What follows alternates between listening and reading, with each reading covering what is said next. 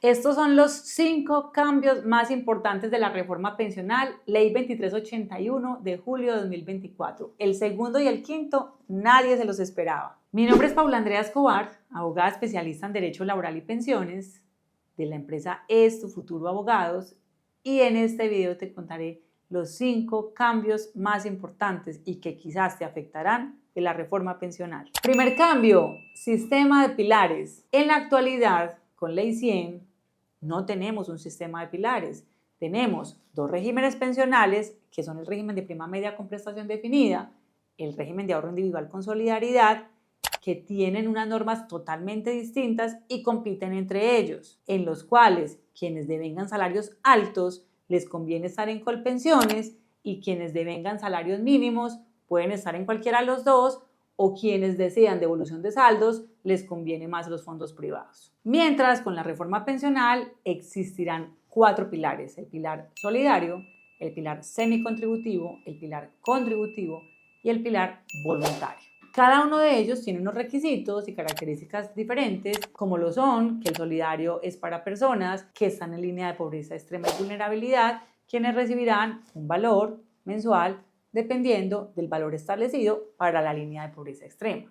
El segundo pilar, que es el semicontributivo, está compuesto por aquellas personas que han cotizado entre 300 semanas y menos de 1000 semanas y no alcanzan a obtener una pensión de vejez. Para estas personas no habrá indemnización sustitutiva de vejez ni devolución de saldos, sino que será reconocida una renta vitalicia, como su nombre lo indica, por el resto de la vida, que no excederá del 80% del salario mínimo. Es decir, en este pilar semicontributivo, las personas que cotizaron menos de 300 semanas ya no accederán a esta renta vitalicia, sino que podrán recibir una indemnización sustitutiva de vejez o una devolución de saldos. En el pilar contributivo están las personas que sí van a acceder al reconocimiento de la pensión de vejez y que están afiliadas a Colpensiones hasta un ingreso de 2.3 salarios mínimos, y lo que exceda de 2.3 salarios mínimos deberán cotizarlo a un fondo de pensiones privado que podrán escoger cuál: Protección, Porvenir, Colfondos o Scandia All Mutual. Estos fondos privados complementarán el valor de la pensión que será recibida en el componente de prima media,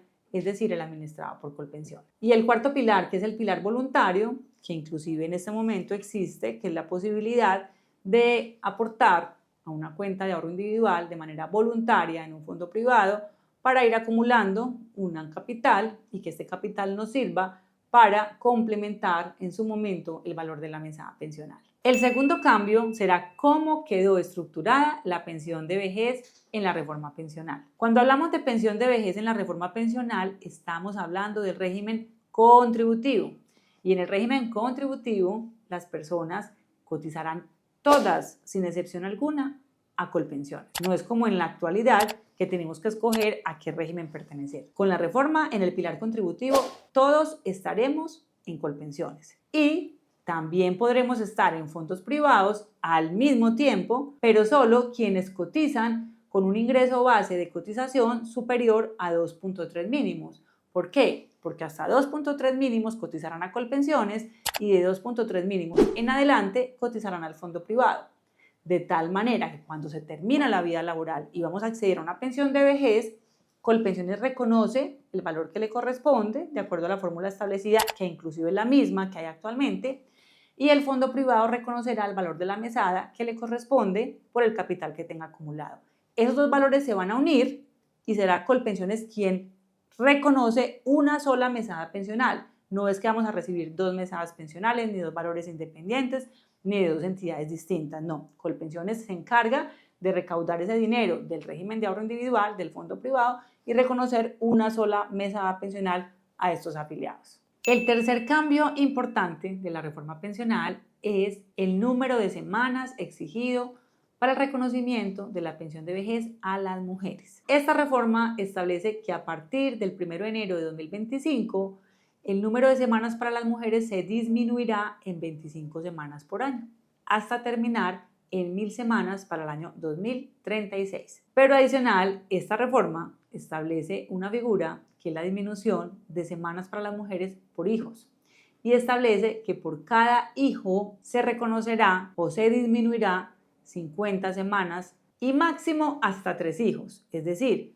que una mujer que tiene un hijo se le disminuye en 50 semanas, si tienen 2 hijos se le disminuye en 100, si tiene 3 hijos se le disminuyen 150 semanas y el tope es 3 hijos. En este tema de la disminución de semanas por hijos habrá polémica y discusión en los fondos de pensiones porque la norma establece que se disminuirá 50 semanas por cada hijo hasta 3 para las mujeres en el componente del régimen de prima media.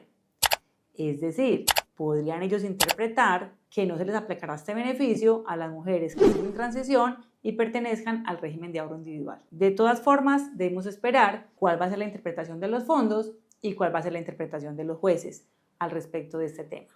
El cuarto cambio importante de la reforma pensional es la pensión anticipada de vejez. En esta pensión anticipada nos exigen tener 62 años a las mujeres, 65 años a los hombres y un mínimo de 1000 semanas cotizadas.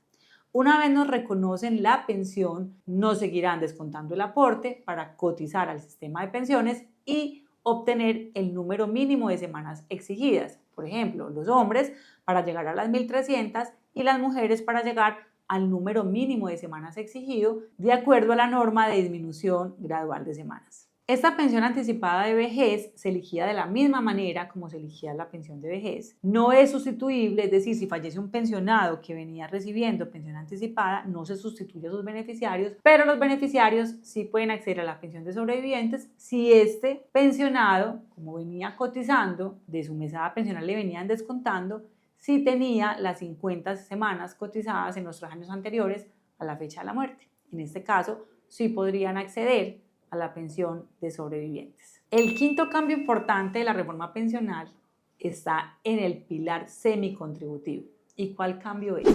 Resulta que hasta hoy, las personas que no alcanzan el número mínimo de semanas exigidas, es decir, en Colpensiones 1300, en un fondo privado 1150 o el capital requerido para acceder a la pensión, reciben una indemnización sustitutiva de vejez o una devolución de saldos.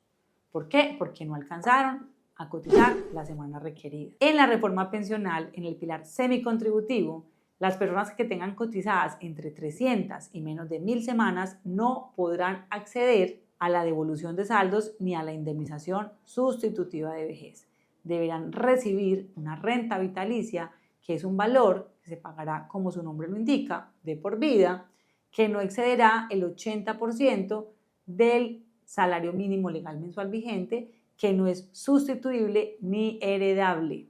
Es decir, que solo podrán reclamar indemnización o devolución de saldos aquellas personas que cotizaron menos de 300 semanas. ¿Por qué es tu futuro? No dejes de escribirnos y contactarnos a nuestra línea de WhatsApp, suscribirte a nuestro canal de YouTube y seguirnos en nuestras redes sociales como Es Tu Futuro Abogados en Instagram, Facebook y TikTok.